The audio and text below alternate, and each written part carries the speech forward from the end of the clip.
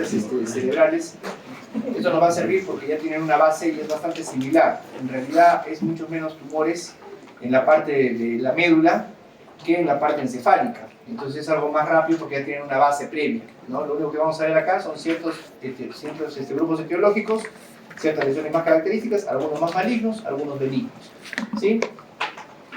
Como definición, pues podemos ver que las neoplasias medulares son tumores que se van a originar sobre todo alrededor de la médula, ¿sí? Pueden ser primarias o pueden ser secundarias, ¿sí? Las primarias de origen glial, meningio o nervioso, como vamos a ver más adelante, y las secundarias todas metastásicas, ¿sí? Van a afectar principalmente la conducción motor y sensitiva, también autonómica, dependiendo de su nivel, y la extensión. Por eso en estas lesiones vamos a encontrar muchas veces pacientes con niveles sensitivos, que es lo que va también formar parte de la clínica, ¿no? Así también como compresión medular, que puede dar neurológica por déficit motor, como paraparesia, o paraplegia, cuadriparesia o cuadriplegia, ¿no?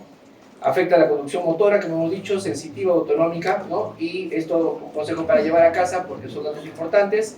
El dolor va a ser progresivo, ¿sí?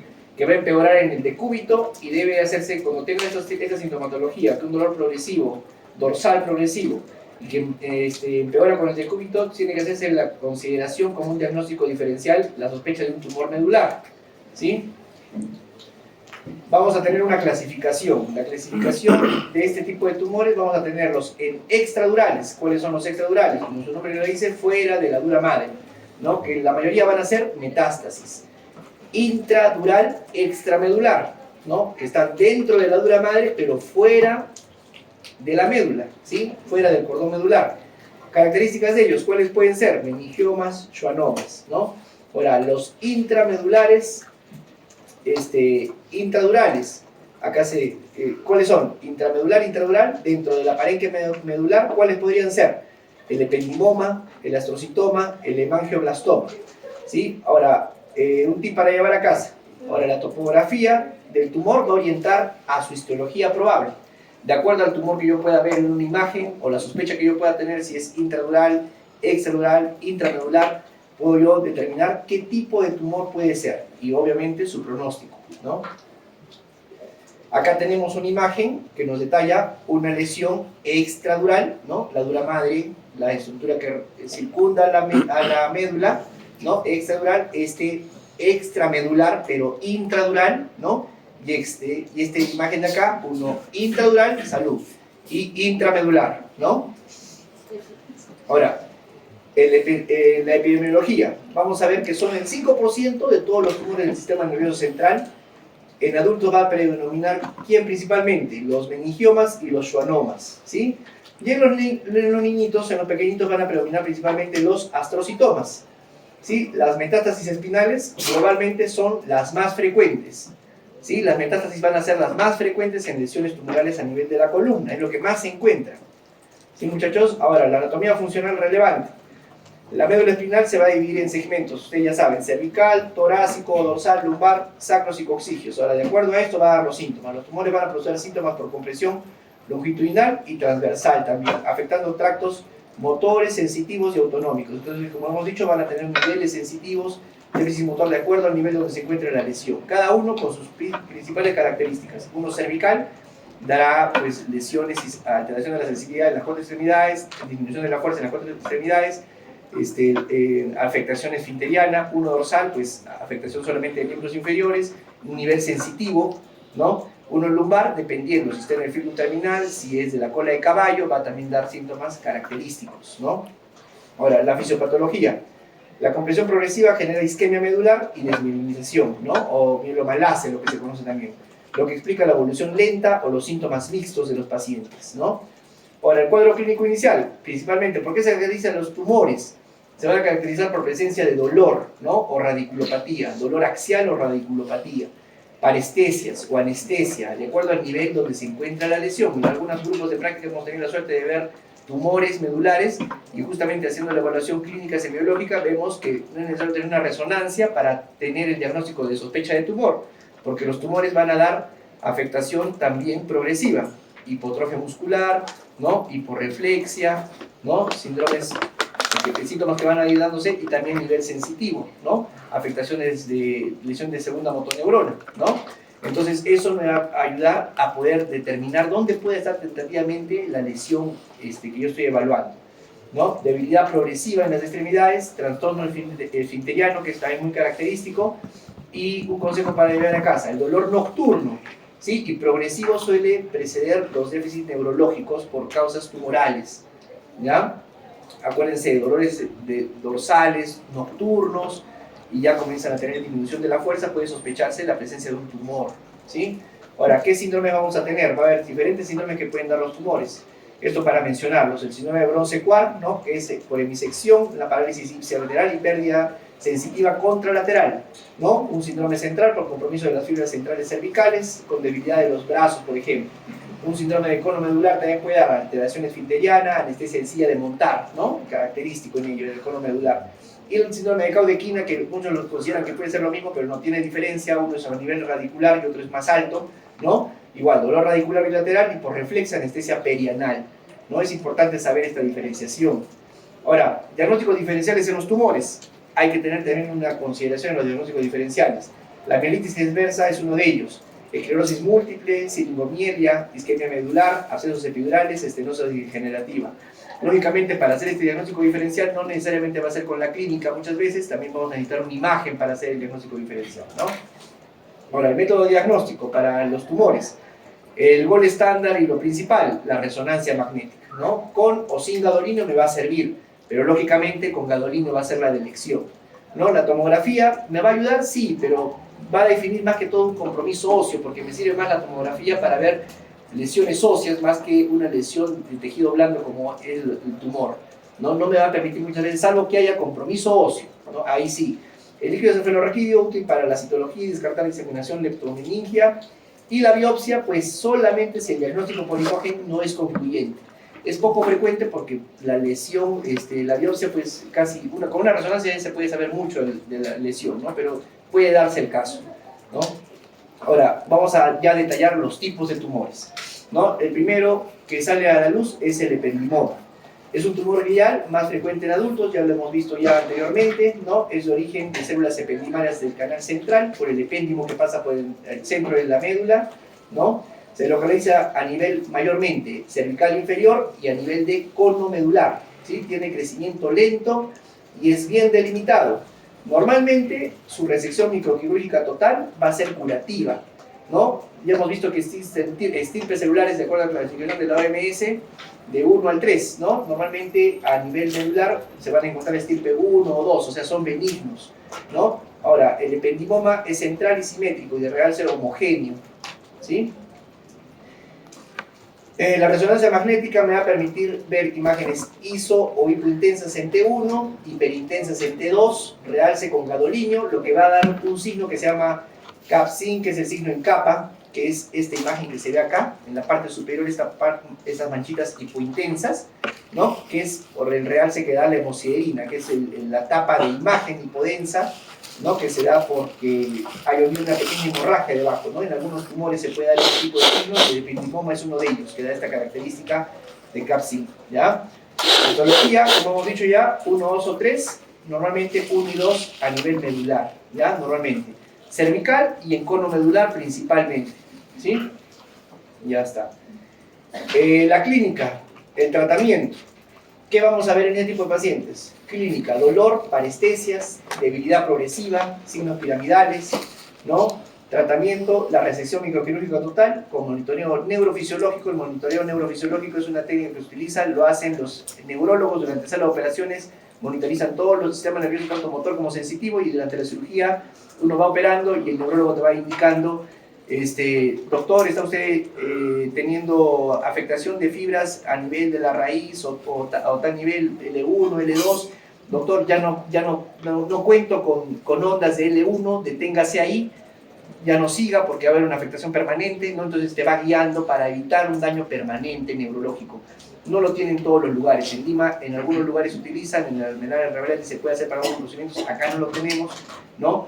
Pero muchas veces nos puede ayudar muchísimo, porque hay la diferencia entre que un paciente pueda tener de repente cierto compromiso neurológico o pueda tener un compromiso neurológico permanente, ¿no?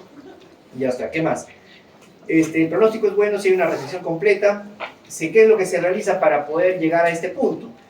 Antiguamente se hacía laminectomía, que significa sacar todo el fragmento de las láminas, ¿sí? Y dejarlo sin láminas y después ingresar a la dura madre e ingresar al tumor, ¿no? Actualmente se hace algo que se llama laminoplastía, ¿no? Para evitar el daño a nivel óseo y evitarle que también haya una alteración de inestabilidad en la columna, ¿no? Después va a radioterapia, ¿no? Si la resección es subtotal o si es que hay una recurrencia, y se tiene que hacer un control de resonancia magnética cada 6 a 12 meses para ver si es que el tumor volviera a crecer o hubiera alguna complicación, ¿no?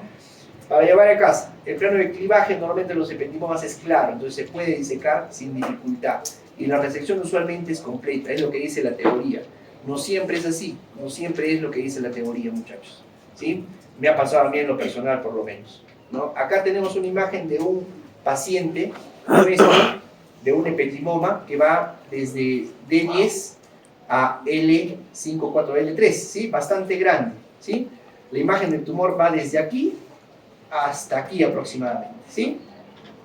Entonces hizo laminoplastías, ¿sí? Estas son las láminas, se saca y después se recoloca estos huesos encima, ¿sí? Son ¿cuántos niveles? 1, 2, 3, 4, 5, 6 niveles, ¿sí?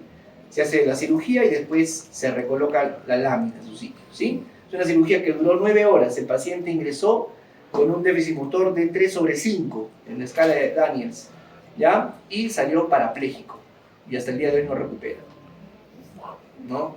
Entonces es fuerte, ¿no? El paciente tiene 23 años, es como ustedes aproximadamente, ¿no? Entonces, obviamente, como nosotros como médicos jamás vamos a querer hacer daño a un paciente, pero es un riesgo que se somete uno cuando es cirujano, y algunos de ustedes también lo va a hacer también, ¿no? Entonces, por eso uno tiene que planificar bien y ver que no siempre todas las cirugías van a ser exitosas, pero se trata de ayudarlo, ¿no? Al final tenemos que hacerlo, ¿sí? Entonces, ese es el caso de un paciente, porque no hay que demostrar solamente las cosas exitosas, sino también las cosas que no salen tan bien, ¿sí? Acá tenemos otro tipo de tumor, el astrocitoma, ¿sí? Este es un tumor intramedular más frecuente en niños, ¿sí? Es el tumor más frecuente en niños. Es de origen astrocitos del parénquimo medular, ¿sí? El crecimiento de este tipo de tumor es infiltrativo, difuso y excéntrico. Es un tumor que crece muy pegado, muy cercano a la parte medular, y es el tumor que está en diagnóstico diferencial con el tumor que les enseñé hace un momento del muchacho de 23 años. ¿Por qué? Porque en esa imagen tumoral no había plano de clivaje, no teníamos forma de distinguir tejido medular de tejido tumoral. Entonces es muy complicado hacer la discriminación y saber hasta dónde puede llegar. Entonces estos tumores, lamentablemente, el astrocitoma tiene mal pronóstico. ¿Por qué? Porque justamente por este tipo de situaciones de que no puedes distinguir, es difícil retirarlo totalmente y muchas veces recidiva, ¿no? Y como dice cada teoría, difícil de una resección completa, ¿no? Para llevar a casa, ¿qué cosa? Los astrocitomas producen expansión fusiforme del cordón con bordes mal definidos. Entonces, la resección muchas veces, el cirujano, por evitar hacer un daño permanente, pues va y saca un poquito y termina la cirugía, ¿no? Y después tiene que ir a radioterapia o a quimioterapia, lo que determine el oncólogo o el radioterapeuta. Y pues, o sea, esos tumores tienen mal pronóstico porque terminan recidivando y produciendo al final las complicaciones correspondientes con la paraplegia del paciente, ¿no? O cuadraplegia en este caso, si es que fuese una lesión cervical, como se mira acá, ¿no? La imagen y la evolución. La resonancia magnética, vamos a tener imágenes hiperintensas en T2, hiperintensas en T1, realce variable, sin límites claros entre tumor y médula ósea. Tejido medular sano, no médula ósea. La evolución es lenta pero progresiva, va a haber un riesgo de déficit neurológico tras la cirugía, ¿no? Un riesgo de déficit neurológico permanente tras la cirugía. El pronóstico va a depender del grado molecular que sabe, el grado celular que sabe el estirpe histológico, pero también de la misma cirugía. El tratamiento. Objetivo: preservar la función neurológica, ¿sí? A pesar de que podamos sacar poco tumor o casi nada, pues lo ideal sería preservar la función neurológica. La resección parcial o biopsia diagnóstica puede ser una opción. Monitoreo neurofisiológico continuo sería de lo más adecuado para realizar. La radioterapia o quimioterapia con la temozolomida, según el perfil molecular del tumor. Y para llevar a casa, la cirugía agresiva puede causar déficit irreversible, ¿sí? Ya se los mencioné. Otra lesión, el hemangioblastoma. El hemangioblastoma es una lesión vascular benigna que puede asociarse a von Hippel-Lindau, perdón, como ya habíamos hablado en la teoría de tumores cerebrales, ¿ya? Y la imagen en resonancia va a ser un nódulo sólido hipercaptante con un quiste perilesional, similar a lo que se mira en tumores de fosa posterior, ¿no? A nivel parenquimal. ¿El tratamiento cuál va a ser? La resección microquirúrgica, o en esos tumores se puede hacer una embolización previa. En una sala de cineangiografía se puede embolizar este tipo de lesiones porque son sumamente sangrantes, por eso más que todo, ¿ya? Igual, como está relacionado con von Hippel-Lindau, va a haber una alteración porque el paciente va a tener un aumento en la eritropoyetina, va a haber un aumento en la hemoglobina, ¿no? Características de este tipo de enfermedades, y presencia de tumores en otras partes también, ¿no? Ahora, otra lesión que ya habíamos visto anteriormente, los meningiomas. Los meningiomas pues pueden crecer en todo lado, ¿no? Y la médula o el canal medular no es la excepción, ¿no? Van a ser intradurales, pero extramedulares, ¿no? ¿Típico en quiénes? En mujeres adultas, mayores de 50, es lo que dice la teoría, ¿ya? La localización va a ser torácica o dorsal, ¿sí? La imagen va a ser una masa bien delimitada, va a tener, ya hemos conocido, la cola dural, ¿no? Que va a ser la característica de estas lesiones, y la histología va a ser cuerpos de Samoma, ¿no? Grado histológico, grado 1, ¿no? El tratamiento, la resección microquirúrgica va a ser curativa, ¿no? Para llevar a casa, ya saben ustedes, la cola dural, el signo típico del meningioma, ¿no? Si es un tumor, si el tumor es dorsal, en mujer mayor de 40 años, piense siempre como posibilidad meningioma, ¿sí? Acá tenemos una imagen, la imagen de cola dural, ¿sí? Es un tumor dorsal, y este es un tumor poco frecuente, un tumor del unión occipito cervical, también un meningioma. Recuerden la captación del contraste homogéneo, ¿sí? El tratamiento, resección completa, preservando raíces, laminectomía o hemilaminectomía dependiendo del caso. Como les he dicho, eso es lo que se realizaba antes, ahora le hacemos laminoplastía, ¿no? Coagulación de la base dural y cierre hermético para evitar fístulas. Puede recibir radioterapia solamente si el tumor es atípico o hay una recurrencia o hay una exéresis del tumor incompleta, ¿no? Ahora, si es un Simpson 1 o un Simpson 2, que ya hemos hecho la escala anteriormente, pues va a ser curativo para el paciente, ¿no? Otro tipo de lesiones, los schwannomas, ¿no? Que son los neurinomas, también conocidos como neurinomas, ¿no? De origen de células de Schwann de las raíces dorsales, normalmente se localizan a nivel cervical o lumbar, ¿no? Va a ser una imagen ovoide con posible extensión foraminal y va a dar un signo de ¿qué? Signo de reloj de arena, acá como pueden ver, ¿no? Se va por el foramen, sale y da esta cintura que da la imagen de un reloj de arena. El tratamiento es la resección completa preservando la raíz motora, y en algunos casos pueden ser múltiples, ¿no? Y en estos casos están relacionados con la neurofibromatosis tipo 2, ¿sí? Acá tenemos una imagen, ¿sí? Preoperatoria, acá está pre en T1, en T2, con gadolinio, ¿no? En T2 y en T1. El tratamiento, la resección microquirúrgica completa va a ser curativa, ¿no? Se realiza una hemilaminectomía, laminectomía limitada o laminoplastía, que es lo adecuado, preservar raíces motoras igual, tumor en reloj de arena, en resección en 2 tiempos, porque a veces la parte foraminal no la puede sacar directamente, es más complicado porque se va hacia la parte anterior por ser una raíz, ¿no? Y para llevar a casa la recurrencia es menor del 5% y tiene un excelente pronóstico, es un tumor benigno, ¿no? Ahora, ¿cuál es la diferencia? Ahora vamos a hablar de neurofibromas. Miren esta imagen.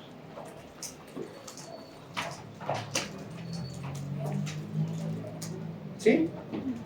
Entonces, esta es la diferencia. ¿Qué es, doctor, la diferencia entre un schwannoma y un neurofibroma? Sí, es lo mismo. La diferencia es que este tumor es periférico y está relacionado con la neurofibromatosis tipo 1, ¿sí? Neurofibromatosis tipo 1. Es una masa fusiforme con realce heterogéneo, ¿no? Con riesgo bajo de malignidad, y esta es la imagen en árbol de Navidad, se llama, ¿no? ¿Sí se dan cuenta las bolitas del árbol de Navidad? ¿No? Porque este paciente, pues, tiene neurofibromatosis tipo 1, ¿no? Y tiene tumores por todos lados a nivel neurológico, ¿no? Interesante. Ahora, ¿cuál es la diferencia o el versus, ¿no? Entre schwannomas y neurofibromas? La localización excéntrico en el nervio, los schwannomas, los neurofibromas envolvente del nervio. Encapsulados sí, no los neurofibromas, ¿no? Asociación, neurofibromatosis tipo 2, el schwannoma. El neurofibroma, neurofibromatosis tipo 1, ¿no? Riesgo maligno, muy raro en schwannomas, pero el neurofibroma sí puede ser maligno, ¿sí? Entonces, si hay múltiples lesiones esquizofíticas bilaterales, sospechar en neurofibromatosis tipo 2, ¿ya? Tumores extramedulares, ya pasamos a la parte, vamos a comenzar a pasar a la parte metastásica, ¿sí? Representan la mayoría de las lesiones secundarias de la médula espinal, ¿sí? Casi siempre corresponden a metástasis, sean óseas o linfomas epidurales. Afectan inicialmente los cuerpos vertebrales y luego pueden comprimir el saco dural. Ahora, para llevar a casa, el dolor dorsal nuevo en paciente oncológico, paciente con dolor dorsal oncológico, es igual a compresión hasta demostrar lo contrario. Siempre pensar en compresión medular en compresión medular metastásica en paciente oncológico, porque los pacientes oncológicos tienden a hacer metástasis a este nivel. Vamos a ver cuáles son las más recurrentes, ¿sí? Ahora, son las neoplasias más frecuentes encontradas a nivel medular, ¿sí? La vía de diseminación principalmente va a ser hematológica a través del plexo venoso de Batson, ¿sí? Pueden ser únicas o múltiples y se localizan preferentemente en la columna torácica, en un 60%, lumbar 30% y cervical 10%, ¿sí?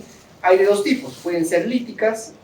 ¿Y cuáles van a ser ellas? Pulmón, riñón, tiroides, mieloma, ¿sí? Blásticas, próstata, mama, vejiga. Mixtas también pueden ser de la mama, ¿sí? Para llevar a casa, las líticas que van a producir colapso de la vértebra, ¿sí? Y las blásticas van a producir rigidez de la vértebra, van a poner las vértebras de color blanca, ¿sí? Hiperintensas. Acá un poquito de la relación del plexo de Batson.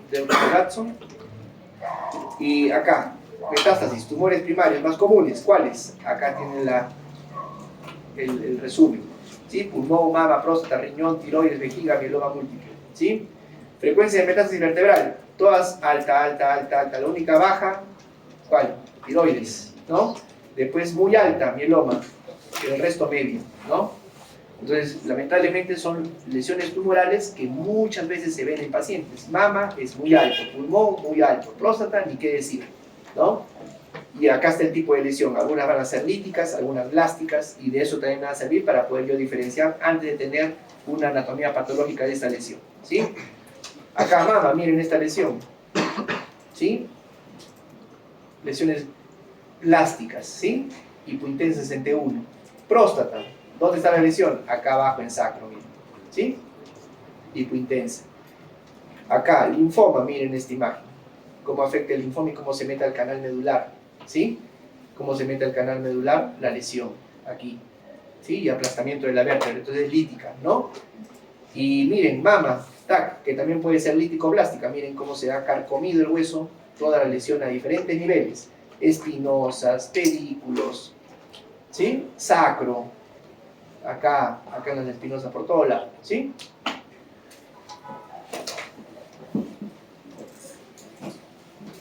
Más lesiones, para que miren cómo es una lesión de mama, miren, acá pueden ser mixtas, esta es una lesión blástica, cómo se pone hiperintensas, hiperdensas las lesiones a nivel de la columna. Miren esta lesión en próstata de tipo blástica también, ¿sí?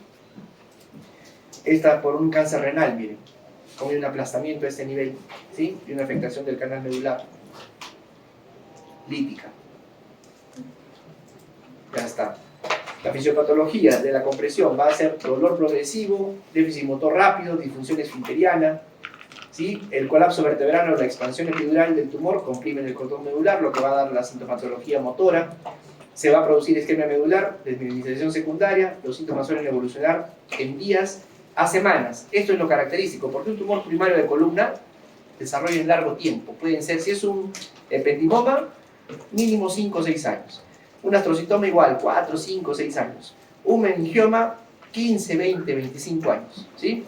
En cambio, una metástasis son semanas o meses. Eso es lo raro, ¿no? Hasta hace semanas, meses caminaba y después ya con dolor y con déficit motor, ¿sí?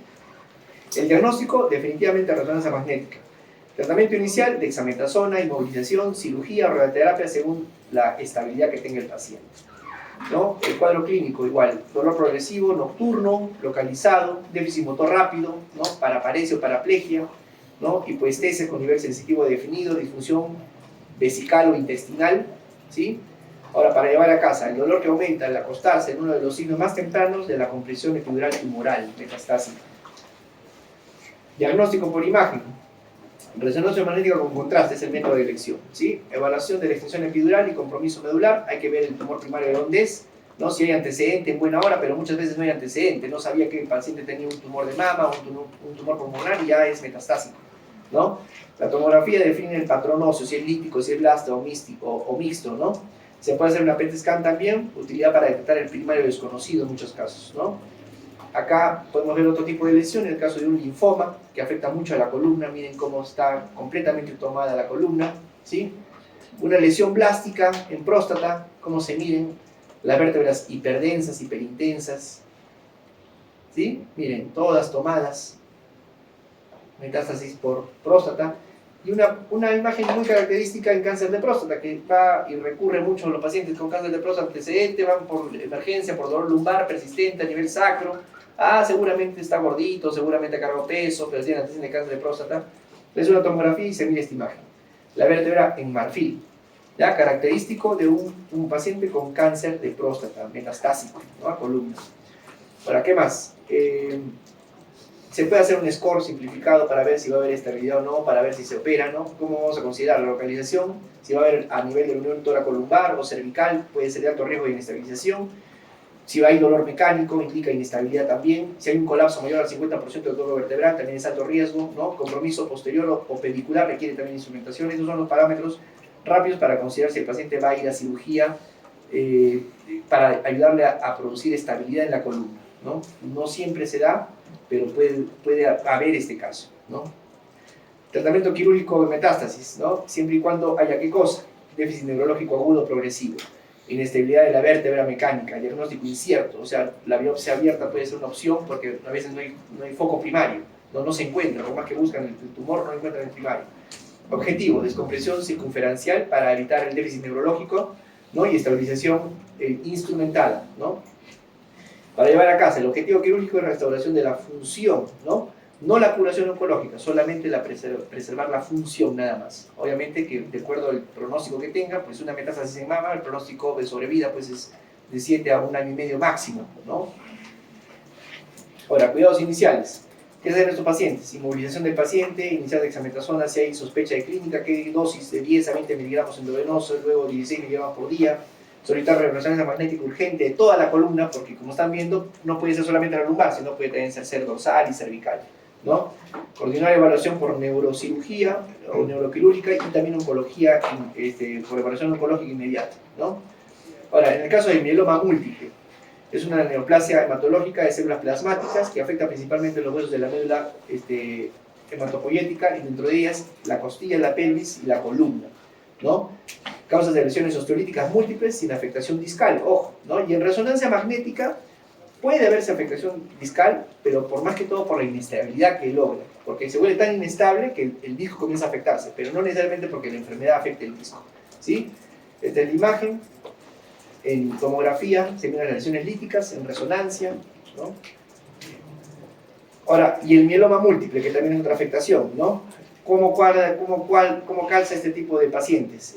Clínica, dolor dorsal igual, fracturas patológicas, anemia, hipercalcemia, insuficiencia renal, va a haber proteína M en suero y orina, aumento de las beta-2 microglobulinas, diagnóstico va a ser la electroforesis y biopsia, ¿no? ¿Y cómo va a ser la imagen? Múltiples lesiones líticas en rayos X o en tomografía, hipointensas en T1, hiperintensas en T2, ¿no? Manejo de mieloma, tratamiento sistémico coordinado con hematología, porque es una lesión que lo maneja hematología específicamente. Cirugía, solo si hay colapso vertebral o compromiso medular sintomático. Normalmente estos pacientes con mieloma responden muy bien a la radioterapia. Se le da la radioterapia y la lesión se detiene, mejora, inclusive se puede estabilizar. Si hay una compresión medular, recibe radioterapia y esta compresión medular se reduce y el paciente recupera la función neurológica sin llegar a cirugía, ¿no? Por eso que se les da analgésicos y soporte ortopédico, una ortesis, o sea, los pacientes usan un corsé orsolumbar semirrígido, ¿ya? Ahora, tumores epidurales linfoproliferativos, ¿no? Incluyen los linfomas primarios o secundarios. Compresión medular puede ser la primera manifestación. Van a verse masas epidurales homogéneas, isohipointensas en T1 con realce, como se pueden ver acá en el caso de un linfoma, ya lo habíamos visto antes, ¿no? Y un pequeño cuadro donde hay una diferencia global de todos ellos, ¿no? entre ependimoma, astrocitoma, meningioma, schwannoma, metástasis y mieloma, ¿no? La edad de presentación, mayores, mieloma, mayores de 50 metástasis, el resto de adultos, todas las lesiones tumorales, ¿no? En niños, ¿quiénes? El astrocitoma principalmente a nivel medular, el resto no, lesiones típicas, ¿dónde se encuentran? Sea extradural, extramedular, intramedular, ¿no? Y la clase de presentación. Acuérdense, metástasis, rápido, ¿sí? Mieloma sí es lento, porque normalmente tiene otra clase de afectación, ¿sí? Y el resto son lentos en realidad, ¿sí? ¿Qué más? Ahora, del manejo quirúrgico, el valor de la extensión del tumor, ¿no? Con la resonancia magnética, eso es en forma general de cualquier clase de tumor. El microscopio es obligatorio para el manejo del tumor, de cualquier tumor medular, sea primario, sea secundario. Nosotros trabajamos específicamente con microscopio para este tipo de cirugía porque la médula es sumamente delicada, muy sensible. A cualquier manipulación va a traerte una presentación de la clínica del paciente y una afectación neurológica definitiva, ¿no? Monitoreo neurofisiológico sería lo ideal, ¿no? Pero no está disponible en todos los medios. ¿Por qué? Porque es un manejo en el cual se requiere un neurólogo para el uso de este tipo de procedimientos, pero tiene que ser un neurólogo con su especialidad. No es cualquier neurólogo, no es un neurólogo que haya terminado sus 3 años de residencia y le digas, ven, ayúdame a hacer neurofisiología, a hacer operaciones. Es un neurólogo que ha tenido que hacer una especialidad, una subespecialidad de 2 años más para hacer neurofisiología, ¿sí? Neurología funcional se llama específicamente. ¿Ya? Entonces no hay tantos subespecialistas en nuestro medio. Ya seguramente ustedes estarán en sala de operaciones pronto ya como subespecialistas, ¿ya? Pero esa es la idea, que llegamos a utilizar todo siempre en neurofisiología, ¿ya? Hemostasia y cierre dural meticuloso porque puede causarse fístulas durales durante la resección de tumores, ¿ya? Para llevar a casa. Entonces siempre lo ideal para nosotros, ¿cuál es? Preservar la función neurológica, es lo prioritario para nosotros, ¿ya? Seguimiento. En los ependimomas y astrocitomas se hace una resonancia magnética después de la cirugía y después del tratamiento cada 6 a 12 meses para ver la evolución. En los meningiomas y schwannomas, anual, tras la resección. En la metástasis y el mieloma, el seguimiento se hace por oncología y ortopédico según el caso. A veces es muy constante, ¿sí? El pronóstico va a depender del tiempo histológico, ¿no? Obviamente hemos dicho si es benigno o maligno, el grado de resección que hayas tenido, la preservación de la función neurológica es lo principal, y va a depender también de la edad y las comorbilidades que pueda tener el paciente. Esta es la bibliografía un poco para que tengan por dónde se ha sacado su texto, su información, y eso sería lo que corresponde por lo menos a la parte de tumores medulares, ¿sí? Vamos a ver ahora lo que son hernias discales, ¿sí? Ya, ¿hasta ahí alguna pregunta, muchachos, de tumores medulares? ¿Nada? ¿Está claro? Ya. Ya, esto es algo que sí quiero que presten mucha atención, porque si bien es cierto la parte de tumores no es algo que van a ver tan constante, no es tan frecuente, es algo que sí, lo que sí van a encontrar o van a darse cuenta es presencia de metástasis, ¿no? Y por ahí alguno que sospechen, no sé, que puedan ser tumores, lo van a referir, pues ustedes al inicio de su formación como médicos no van a tener un resonador, quizás un tomógrafo si tienen suerte, pero van a tener la sospecha clínica, ¿no? Por eso pueden sacarlo, pero lumbalgias van a ver toda su vida como médicos, así sean médicos forenses, ¿no? Porque algún vecino, algún amigo les va a decir que está doliendo la espalda, ¿qué puedo hacer? ¿No? Entonces esto es algo que sí tienen que prestar atención porque les va a servir mucho en su vida como médico en general, ¿ya? Todos miran lumbalgias, todos. Y parte de nuestra parte privada, de nuestra consulta privada, es muchas lumbalgias, mucho, ¿ya? Entonces es bueno que ustedes tengan un poco de información de esto. En el pregrado casi nunca te informan en esta parte, ¿ya? Entonces vamos a hablar un poquito de hernias discales, cérvico-dorso-lumbares, ¿ya? Como están viendo acá hay una hernia, ¿no? Bastante grande, ¿no? A nivel del disco L4, ¿no? Ya está, un poquito hablamos de la introducción. La hernia pulposo es un desplazamiento de material nuclear, ¿sí? A través del anillo fibroso hacia el canal vertebral, ¿sí? Va a comprimir las raíces nerviosas o la médula, ¿sí? Ahora, es una de las causas más frecuentes del dolor radicular y discapacidad laboral. Se habla de millones de pérdidas, millones de dólares a causa de lesiones lumbares o lumbalgias. ¿Por qué? Las lumbalgias, ¿quién ha tenido una lumbalgia en este salón alguna vez en su vida? Le apuesto que más de la mitad tiene lumbalgia. O si cargó mal peso, o si dormí en una mala posición, o si que fui a la discoteca y bajé hasta el piso, ¿no? Entonces todos han tenido lumbalgias, que porque se usen tacos, o porque si fue pelota, o que si alguien me empujó. Entonces no hay forma de salvarse de una lumbalgia. Ya no hay forma, no existe manera. ¿Ya? Entonces, la decodificación va a depender y va a determinar el cuadro clínico y el abordaje quirúrgico, o lógicamente, ¿no? Entonces, tienen que saber de las hernias, que las hernias no todas se operan, ¿no? Muy poquitas hernias se operan. Se habla que solamente el 5 o al 3% de todas las hernias diagnosticadas se operan. Estamos hablando de nada, ¿no? Entonces, ¿por qué operan tanto? Ah, porque pues, yo también tengo que ir a Miami, yo tengo que ir también a Punta Cana, ¿no? Mentira. No, entonces se operan muchas veces, aunque no crean, en la parte privada porque el médico pues, lo ve como algo ganancial económico, ¿no? Y eso no está bien. Entonces el consejo que ustedes tienen que llevarse de esta clase es que las hernias no se operan en la gran mayoría, solamente un 5 a 3%, nada más. El resto hay indicaciones específicas de operación de una hernia, el resto no. Y eso es algo que ustedes tienen que transmitir y tienen que aprender. ¿Ya? Entonces la anatomía funcional del disco intervertebral, ¿qué cosa es? Está compuesto por un núcleo pulposo, ¿sí? Gelatinoso, rico en proteoglucanos, ¿sí? Y un anillo fibroso, que son las láminas concéntricas que van a formar la parte periférica, ¿no? Van a actuar como un amortiguador axial, ¿sí? ¿Qué va a darse con esta hernia? Una degeneración del anillo. El anillo, o sea, alrededor del disco es el que se va a ir dañando. Va a irse rompiendo estas láminas concéntricas que tiene, estas plataformas, y va a comenzar a salirse el centro, como si fuese el centro líquido de un balón, ¿sí? De un chicle. Ese centro gelatinoso se va a ir saliendo, va a producir primero una protrusión. Primero va a producirse una degeneración del anillo. Después se va a producir una protrusión. Luego se va a producir una extrusión. Y por último, la última evolución de esta hernia, ¿cuál va a ser? Un secuestro. ¿Ya? Esa va a ser la clasificación, porque cuando le preguntan, tengo hernia, ¿pero qué clase de hernia? ¿No? Y dicen que es hernia. Entonces tienen que saber cuál es la forma de presentación. Porque ustedes van a leer en informes radiológicos de resonancia magnética protrusión, deshidratación, ¿no? Extrusión. Entonces, pucha, ¿qué será esta cosa?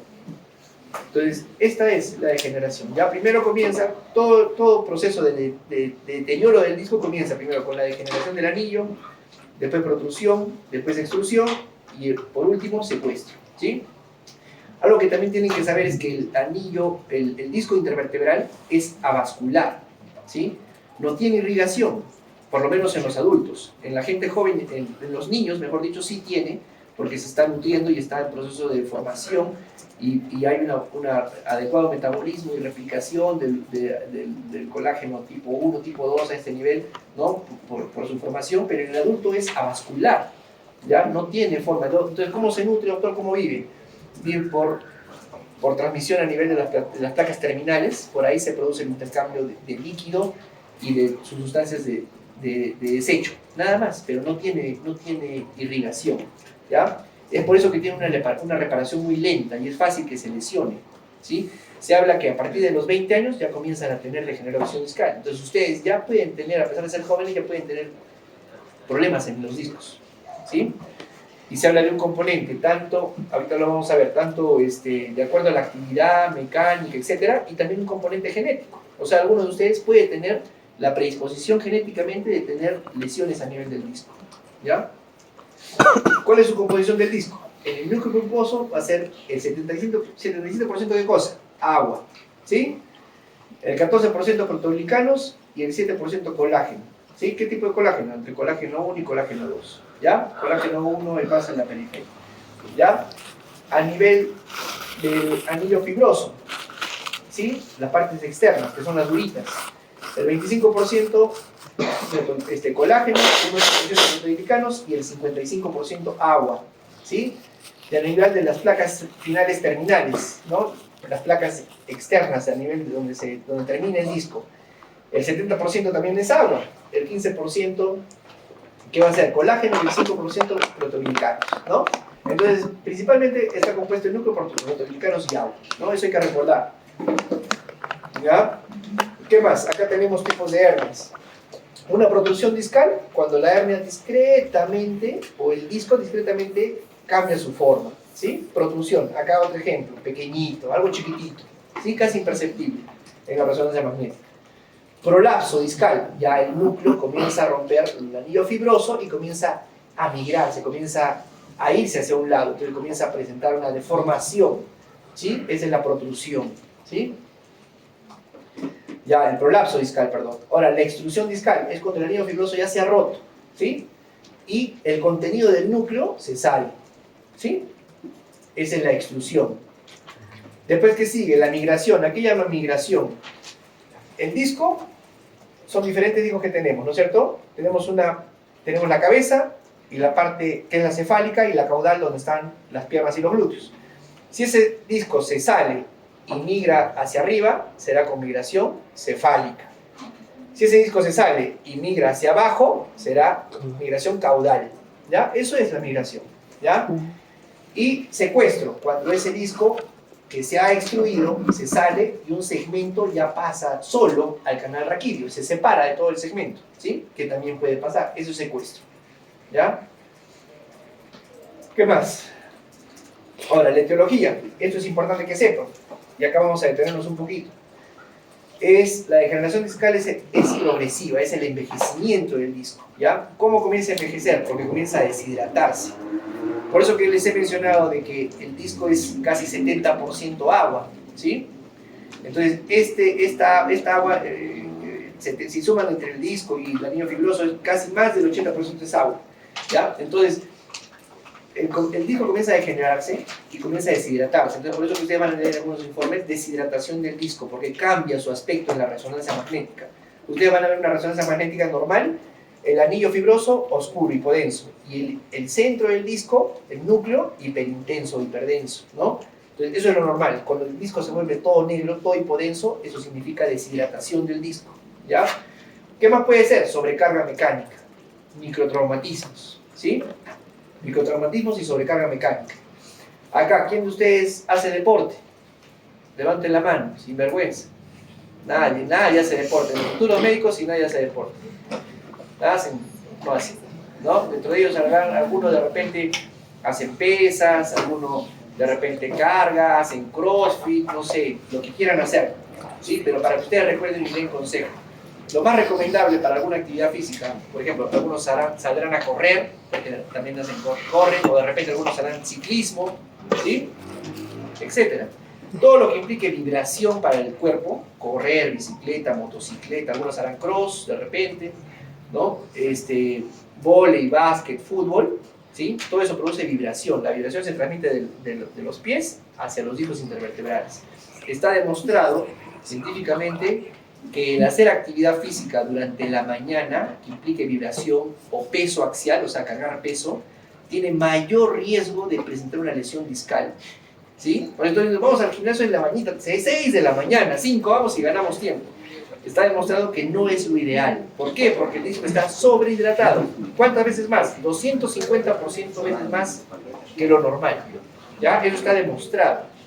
Entonces, la recomendación para ustedes y para sus pacientes es que cuando vayan a hacer alguna actividad física de este tipo de vibración o de cargar peso, ¿sí? O de repente de hacer danzas, bailar, agacharse, inclinarse, es que sea pasando las 5 de la tarde, porque el disco está menos hidratado, ¿ya? Menos hidratado. Es como yo te tiro un globo lleno de agua. Si yo te tiro el carnaval, es un globo lleno de agua, pues fácilmente se va a reventar, pero si te lo tiro medio vacío, te va a doler la cabeza y no se va a reventar, ¿no? Entonces es algo muy similar, ¿ya? Entonces no se hace en la mañana, sino en la tarde, ya pasadas las 5 de la tarde, ¿ya? ¿Qué más? Eso. Porque durante el día se deshidrata el disco, porque va perdiendo líquido. Todo nuestro cuerpo se deshidrata. Si yo te hago un censo de cuánto tienes líquido durante la noche, el disco se rehidrata, se recupera y aumenta su volumen, ¿sí? Está sobrehidratado. Durante la tarde el cuerpo pierde líquido y el disco se deshidrata naturalmente, porque es un proceso. Entonces tiene menos posibilidad de dañarse, ¿ya? Esa es la razón. Lo pueden buscar, no lo digo yo, búsquenlo ustedes, ¿no? Y van a ver que no les estoy mintiendo, ¿ya? Ahora, factores genéticos. ¿Cuáles son los factores genéticos? Que esos ya son propios de cada organismo, ¿no? Hay un gen COL9A2, ¿sí? Que es el que se encarga de la formación del colágeno, tipo 1 y tipo 2, ¿ya? Entonces, algunos tienen este factor alterado que va a hacer que se degeneren más fácil sus fibras de colágeno y que se degenere el disco, ¿no? Y las metaloproteinasas de matriz, que están encargadas de ¿qué cosa? De la remodelación discal. Algunas también tienen esta afectación, y entonces sus fibras de colágeno o la remodelación a nivel discal se demora más, es más lenta o no se da adecuadamente, pues obviamente van a degenerarse ya como un factor genético, ¿sí? ¿Qué otra cosa es importante que destacar? Aquella gente que fuma, ¿no? Que piensa, no, si yo fumo solamente los pulmones y mi resistencia física, nada más. No. Persona que fuma, cualquier persona que fuma, problemas en la columna, sí o sí, sea viejo, joven, lo que fuese. ¿Por qué? Porque el tabaco, la nicotina, todo lo que tiene los componentes del tabaco, del cigarrillo, van a afectar la mínima circulación que se tiene a nivel de las placas terminales. Les estoy diciendo que es avascular. Si encima dañas esa vascularidad, se va a dañar el disco, ¿sí? Aparte de eso, su metabolismo que pueda darse a nivel del disco, el intercambio de sustancias, digamos, de sus toxinas, también se va a ver alterado, y también se puede acumular la nicotina a este nivel y hace de que se deshidrate más rápido el disco y se degenere, ¿ya? Entonces el paciente fumador tiene 4 a 5 veces más predisposición a tener problemas lumbares, dolores lumbares o degeneración de disco que una persona que no fuma. Entonces fumar para nada, ¿ya? Está lógico entender que la obesidad también es un factor, porque si yo le cargo más peso a mi cuerpo, pues lógicamente el disco tiene más trabajo, ¿no? Ahora, movimientos repetitivos o vibratorios, ya hemos hablado. Todo lo que produzca vibración, pacientes que manejan de repente camiones mineros, ¿no? Que vibran, o tractorudas, o percutores, o gente que practica ciclismo durante años, o motociclismo durante años, ¿sí? Gente que le gusta correr de forma constante, también te afecta, porque recuerden que nosotros en nuestra evolución hemos sido animales que caminamos en 4 patas, ¿no? Y pues por la evolución hemos pasado a ser bípedos, ¿no? Pero no, nuestro cuerpo no evolucionó completamente como para hacerlo de forma tan intensa, ¿sí? Entonces, si eso le agrega sobrepeso, pues lógicamente, gente que trabaja en el campo agachado, que se está inclinando constantemente, también va a tener mayor riesgo de este tipo de lesiones, ¿ya? ¿Qué más? La fisiopatología. Hemos hablado de pérdida de la hidratación, colapso discal, ¿no? Ruptura anular, que es la ruptura de las fibras, ¿sí? Las que están alrededor del núcleo, y destrucción del núcleo, ¿no? ¿Qué va a producir? ¿Qué va a producirse con eso? Compresión neural directa, respuesta inflamatoria local, ¿no? Va a producir, obviamente, si esta es la raíz nerviosa, donde está la raíz nerviosa, y sale la hernia, y la contacta y la aprieta, pues compresión mecánica le duele. Pero no solamente eso, también una inflamación química. Hemos hablado que el centro del disco está compuesto por proteoglicanos. Estos proteoglicanos tienen un montón, desatan una cadena inflamatoria, cascada, factor de necrosis tumoral, interleuquinas, un montón de cosas. Y eso está en contacto directo con la raíz, entonces da una inflamación química, por eso les duele tanto a los pacientes y los inhabilita tanto el dolor que tienen ahí, ¿ya? Para llevar a casa, el dolor radicular se debe tanto a la compresión como a la inflamación perirradicular, ¿sí? Por el contenido de la raíz, ¿ya? La clasificación, hemos hablado, protrusiones, deformación sin ruptura del anillo, ¿sí? Extrusión, núcleo atraviesa el anillo, pero mantiene la continuidad. Secuestro, el fragmento libre en el canal vertebral, ¿no? Y la migración, cuando se desplaza rostral o caudal, de acuerdo al fragmento donde se vaya, es la migración, ¿no? Ahora, niveles más afectados, ¿cuáles son? A nivel cervical, los niveles afectados, acá tenemos una hernia discal cervical. ¿Qué nivel? Entre nivel C5, C6, C6, C7. 2, 3, 4, 5, ¿sí? C5, C6 y C6, C7. ¿Por qué? Porque tiene mayor movilidad, ¿sí? Por esa razón. Dorsal son bien raras. Las hernias dorsales son bien raras, pero son muy peligrosas. ¿Por qué? Porque el canal raquídeo tiene un diámetro entre 13 a 16 milímetros. Entonces es pequeñito, pero ahí está toda la médula, porque en la parte dorsal es donde la médula es más gruesa. Entonces cualquier hernia va a traer afectación neurológica, ¿sí? Puede ser una afectación severa, por eso, pero felizmente son raras, el 1 al 2%, y se dan entre T8 y T12. Acá tenemos una dorsal, ¿sí? Y las hernias lumbares, que son las más frecuentes, entre el nivel L4 y L5, L5 es seguro, el 90% de los casos, ¿ya? Cuadro clínico en general, dolor axial y radicular, que va a presentarse signo de Dandy, la CG positivo. ¿Cuándo es positivo? Hay que hablar en los rangos de cuántos grados, ¿no? Es en la pierna, está el paciente de cúbito dorsal, se le levanta la pierna, ¿no? ¿Entre qué grados? Entre 30 y 70 grados, ¿sí? Entre 30 y 70 grados positivo, ¿no? Para considerar un problema radicular. Déficit sensitivo motor según la raíz comprimida. Acá hablamos de algo importante. El foot drop, ¿sí? O pie caído, ¿no? No se conoce pie caído. ¿Por qué? Por una lesión a nivel de la raíz L5, ¿no? Que está entre el espacio L4 y L5, esa es la raíz L5, ¿ya? ¿Y qué va a dar? La marcha esteparia. O la marcha, hablan de marcha de gallo, porque no es lo mismo, pero la marcha es patch, ¿no? El pie caído, entonces el paciente levanta el pie para caminar y eso a veces es irreversible, ¿ya? Disfunción esfinteriana, si hay compresión severa, ¿no? Esto es importante que se acuerden, el síndrome de Caude-Quine puede dar una hernia, sí, ¿ya? Y puede dar disfunción esfinteriana, déficit motor, parestesia sencilla de montar, no siente la parte, de cuenta que ustedes están montados en un caballo, lo que tiene contacto con la silla de montar, eso no sienten los pacientes, la parestesia en la parte interna de los muslos, la región perianal, ¿ya? Y el perineo, ¿ya? Y dolor incapacitante, ¿no? Con afectación esfinteriana. Esto es el síndrome de Caude-Quine, ¿no? Esto es una emergencia de neurocirugía, tratamiento quirúrgico urgente, porque el paciente puede no recuperar la movilidad del pie, ¿ya? Esta es la indicación específica de cirugía, ¿ya? Y algunas lesiones van a empeorar, algunos dolores van a empeorar con la maniobra de Valsalva. Le haces hacer empujar al paciente y el paciente dice, doctor, me duele hasta torcer, me duele la espalda y cada vez que todo se siente una corriente en la pierna. No entiendo cómo así. Entonces ya saben por qué razón, ¿no es cierto? Ya está. Acá un poquito la maniobra de la Segue, ¿sí? Se habla también de la maniobra, acá les había mencionado, creo, no sé, la Bragard, creo, les había puesto, no sé si les he puesto, creo que no les he puesto. La maniobra de Bragard, ¿ya? ¿Cuál es la maniobra de Bragard? Se llega a la Segue y después el pie recto se lo hace funcionar hacia la parte posterior. Eso produce dolor radicular muy intenso, ¿sí? Y la marcha de Steppage, miren cómo camina, levanta la rodilla, ¿sí? Porque pierde la posibilidad de hacer la dorsiflexión normal del pie por la afectación de la raíz L5, ¿ya? Ya está. ¿Qué más? Hernia cervical. Acá va a haber un dolor cervical irradiado a hombros y a brazos, hipoestesia en dermatomas C6, C8 usualmente, déficit motor, flexión de codo, alteración en la flexión de codo, en la extensión de los dedos de la muñeca y de los dedos, ¿sí? Esos pacientes te dicen, doctor, no puedo afeitarme, pierden la sensibilidad a estos niveles de los dedos, no puedo cerrarme la camisa, las señoras te dicen, si a ese punto pueden llegar, ¿sí? Signos piramidales, si hay compresión medular, parestesias, debilidad muscular, hiperreflexa, alteración esfinteriana, dolor radicular y axial y dificultad para la marcha. Para llevar a casa, ¿qué cosa? Entre el C6 y C7, la radiculopatía más frecuente, ya hemos hablado de eso, ¿no? La hernia dorsal, dolor intercostal y dorsal en cinturón, les duele así, en esta forma. Entonces, algunos piensan, no, pancreatitis, ¿no? Porque es un diagnóstico diferencial, porque da alteraciones abdominales también puede dar, porque es dorsal y es poco frecuente. Bueno, como último descarte de un problema abdominal, dirás, ¿y no será una hernia dorsal? También habría que ver, ¿no? Entonces, ya, signos mielopáticos, el compresión medular, ¿no? Y por reflexo abdominal segmentaria.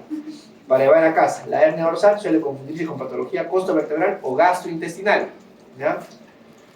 La hernia lumbar, el cuadro clínico. L4, L5, dolor glúteo, lateral de la pierna, dorso del pie, raíz L5. Entre L5 y S1, dolor glúteo, posterior de la pierna, la parte posterior, que te duele hasta abajo, hasta la planta del pie, y puede doler hasta la planta del pie, ¿sí? Por raíz S1. Déficit motor, sí, la dorsiflexión plantar, alteración en la dorsiflexión del pie. Para llevar a casa las maniobras de la Segue y Bragard son las diagnósticas, las que me van a dar el diagnóstico, ¿ya? Más que la resonancia, lógicamente, la clínica. En el examen físico, neurológico, la fuerza, valorar la fuerza en grupos miotómicos, ¿no? Ya saben ustedes, se puede hacer la valoración de fuerza con escala de Daniels, ¿no? Sensibilidad topográfica radicular, ¿sí? Reflejos, que puede estar en las hernias cervicales.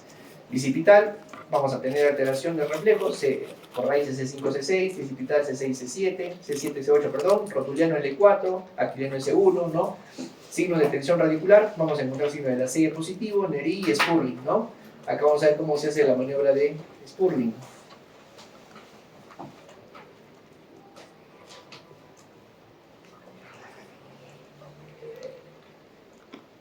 Se le hace inclinar la cabeza hacia el lado que tiene el dolor, y si es que no hay dolor, se le hace compresión con las dos manos, una leve compresión, no lo van a desnucar, ¿no? Entonces, y el paciente va a presentar el dolor radicular en el miembro afectado, ¿no? Donde está la raíz afectada, ¿no? Sea derecha o izquierda, ¿no? Y la maniobra de Nery.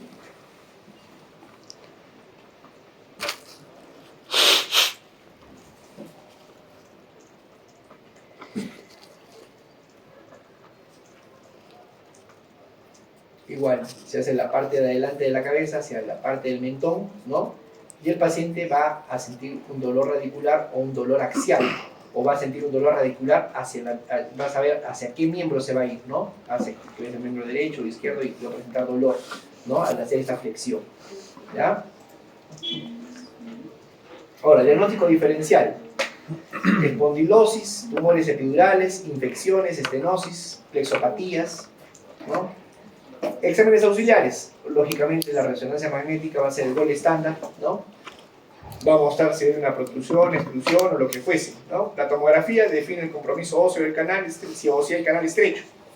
La electromiografía va a localizar la raíz afectada, pero no es un estudio necesario específicamente. ¿Por qué? Porque la electromiografía es un estudio operador dependiente. ¿Qué significa? Que si la electromiografía es hecho por un neurólogo recién egresado, va a decirte cualquier cosa, ¿ya? Porque nosotros también como médicos, así como cuando uno está en primero, en segundo, en tercero, dice, ¿qué año ha salido de la residencia? Primer año, ya este está fresquito, está pollito todavía, ¿no? Porque la experiencia es también en medicina muy importante, ¿ya? Entonces, la electromiografía es operador dependiente. Entonces, si ese médico no tiene experiencia, puede no ser muy relevante, ¿ya? La radiografía nos va a permitir ver la alineación y la altura discal, eso también vamos a ver, ¿ya? Y la resonancia con gadolínio es útil ¿para qué? Para ver y diferenciar una hernia versus cicatriz postquirúrgica, ¿ya? Para eso nos sirve. Acá tenemos una hernia extruida, ¿no? Parece una lengua más que hernia.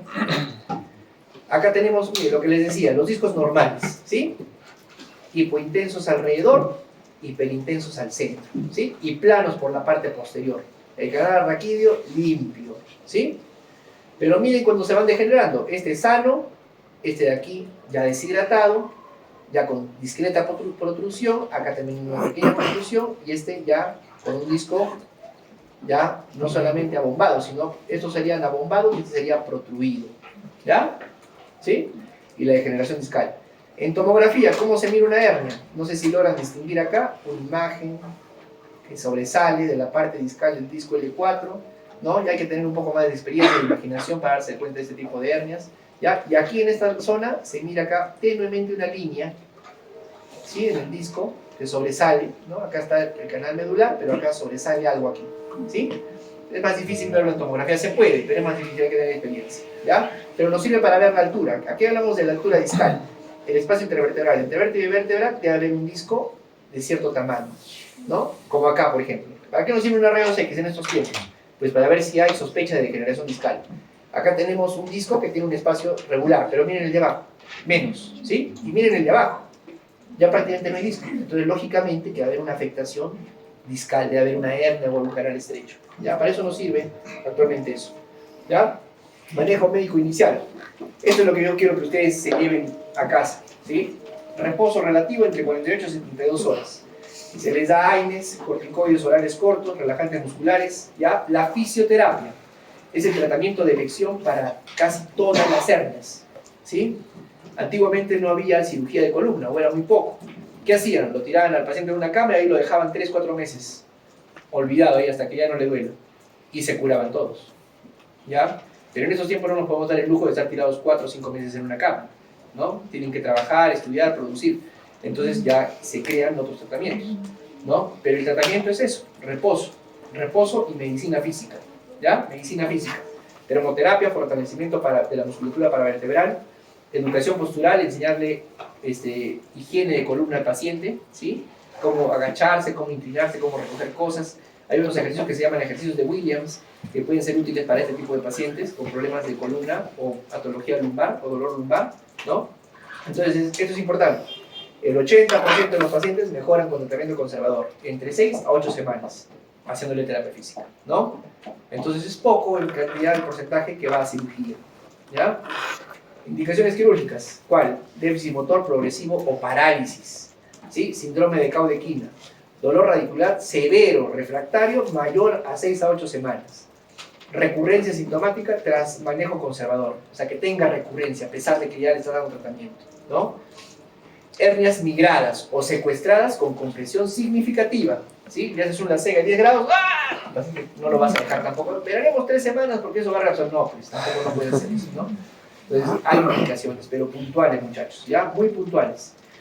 Ahora, ¿cómo se hace la cirugía? Para la cirugía de hernia cervical, pues, ¿qué se hace? Un abordaje anterior, se hace una disectomía, artrodesis con injerto, caja intersomática. Se coloca unas cajitas en la parte anterior, el abordaje es por la vía anterior, con microcirugía, sea microscopio o sea con lupas de aumento, ¿sí? También se puede hacer un abordaje posterior, también se puede hacer. Se hace algo que se llama foraminotomía en hernias laterales. Técnica mínima invasivas, también se hace microdisectomía cervical anterior, ¿no? Para llegar a casa. ¿Cuál es? La vía anterior evita lesiones radiculares directas y facilita la descompresión del canal. Con algunos de ustedes, creo que ustedes del grupo han entrado a una listesis enterado cervical, pero es muy similar a lo que se hace en una hernia, ¿no? Se ingresa por la parte anterior, tenemos el platisma, se hace la retracción del esófago por la tráquea, ¿sí? Hacia un lado, hacia el otro lado el paquete vasculonervioso, que está la carótida y la yugular, y el nervio vago. Vamos a encontrar un músculo que se llama esternocleidomastoideo, yoides, y los músculos lobus colli, que son los prevertebrales. Se saca ahí y en 2 minutos estás encima de la columna. ¿Ya? Es una cirugía bastante rápida, no demora más allá de 30 minutos, 40 minutos. ¿Ya? Ya está. En el caso de las hernias lumbares, el objetivo es la descompresión radicular preservando la estabilidad, ¿sí? Abordajes, microdisectomía, endoscopía, disectomía abierta. Esos son los tipos que se expone en la teoría, ¿no? Hay 3 tipos: la microdisectomía, la endoscopía, la disectomía abierta. La disectomía abierta, ¿quién la hace? Médicos que de repente son de generaciones un poco más antiguas, ¿sí? Que se hacía anteriormente la disectomía abierta. Es una cirugía abierta, ¿no? Y se saca el disco. La microdisectomía, mi generación, ya agarra microscopio o agarra lupa, se hace una incisión más pequeñita, ingresas y sacas la hernia. Actualmente, lo último que está en boga, la endoscopía. Se meten unos canales de trabajo chiquititos, ponen unas incisiones pequeñitas y a través de un monitor, como si fuera una cirugía endoscópica abdominal, se saca la hernia y se retira. ¿Cuál es buena, cuál es mala? La teoría dice que aquella que el cirujano tenga experiencia y el paciente salga bien sin ninguna complicación y vaya bien, es la indicada que hay que hacer, ¿sí? Lógicamente que a los tiempos actuales hay que tomar en cuenta, ¿no? Pero lógicamente que también puede haber riesgos y complicaciones. El cirujano, por hacer la última técnica, no tiene experiencia y te daña una raíz nerviosa y sales con el pie así, ¿no? Irrecuperable, ¿no? Entonces va a depender mucho del tipo de hernia y lo que se vaya a realizar, ¿ya? Entonces, selección depende del tamaño, la migración, el estado general del paciente y la experiencia técnica por parte del cirujano. ¿Ya? No hay cirugía mal hecha, sino que la que el cirujano tenga mejores resultados. ¿Ya? La microdisectomía se hace hernia único localizada, dolor radicular persistente mayor a 6 semanas, ausencia de inestabilidad vertebral. La técnica es una incisión de 2 a 3 centímetros, microscopio operatorio, mínima retracción muscular, identificación y compresión de la raíz. Ventajas: menor dolor, recuperación rápida, baja tasa de recidivo, menor al 5%, y para llevar a casa. Esta es la técnica que actualmente se considera como gold estándar, dado que casi todos lo utilizan, ¿sí? Para las hernias lumbares únicas, ¿sí? Con radiculopatía. Ya está. En el caso de la endoscopía, acá tienen este endoscopio, se hace la extracción del fragmento extruido, ¿no? Abordaje transforaminal o interlaminar, ¿no? Permite la extracción directa del fragmento herniario bajo visión endoscópica. Hernias contenidas, extruidas, pequeñas o recurrentes. Ventajas: mínima lesión muscular, alta precoz, rápida reintegración laboral. Para llevar a casa, ¿cuál es lo importante? Requiere experiencia, ¿sí? Selección estricta de pacientes y una curva de aprendizaje bastante larga. No es tan sencillo aprender esta técnica, ¿ya? ¿Cuál es la diferencia entre la microdisectomía y la endoscópica? La endoscópica te operan y de repente a la hora ya estás de alta en tu casa, ¿sí? Porque es una incisión pequeñita. La microdisectomía te operan hoy día y mañana estás de alta en tu casa, ¿ya? O sea, son unas cuestiones de horas, ¿no? ¿Cuál es la diferencia? Pequeña diferencia. Una endoscópica tiene un valor aproximadamente, ahorita no la hacen en el seguro porque pues en el seguro ahora justo tenemos resonador, ¿no? Entonces ya no sería excesivo pedir endoscopio. En algunos lugares ya están teniendo, ya en Lima ya están utilizando, ya lo han comprado. Entonces, en una clínica, una cirugía endoscópica actualmente cuesta 75.000 soles, ¿sí? Es una cifra pequeña, ¿no? No se asusten. Una cirugía, una microdisectomía, ¿sí? Por microscopio o con lupas, tiene un valor aproximadamente de 15.000 soles. Entonces hay una diferencia, ¿no? Más o menos, ¿no? Pequeña. Entonces, empieza en esa realidad. Algún día ya tendremos más cosas, ¿no? Y ya está. La hernia dorsal, el tratamiento de la hernia dorsal es quirúrgico en casos de mielopatía, ¿no? La gastrectomía o abordaje costo transversal según su localización, ¿no? Los riesgos, ¿cuáles son? El déficit neurológico elevado, porque estamos hablando de la médula, ahí no hay raíces nerviosas, sino ya hay médula, ¿no? Entonces la cirugía solo en centros especializados con mucha capacidad resolutiva, porque pues una lesión aquí no es que se te va a caer el pie, sino va a quedar el paciente parapléjico, ¿no? Cuidados postoperatorios, de ambulación temprana, casi todos los pacientes caminan entre las 24 y 48 horas, ¿no? En el caso de la endoscopía, inclusive mucho antes, ¿no? El control del dolor neuropático, ¿cómo se hace? Con neuromoduladores, la gabapentina, la pregabalina, ¿no? Ejercicios de estabilización de la columna lumbar a través de fisioterapia, ¿no? Evitar sobrecarga o flexión brusca de 6 a 8 semanas. Se habla de una carga axial, o sea que el paciente no cargue más allá de 15, 20 kilos, ¿sí? De forma permanente es lo que se le recomienda, ¿ya? Complicaciones, obviamente, fístula, el líquido fístula, puede haber fístula. Lesión radicular o dural. Si hay una lesión dural, pues va a haber fístula. Si hay una lesión radicular, pues el paciente va a salir con parestesias de una pierna, o disminución de la fuerza de una pierna, o alteración de la dorsiflexión, o pérdida de la dorsiflexión, ¿no?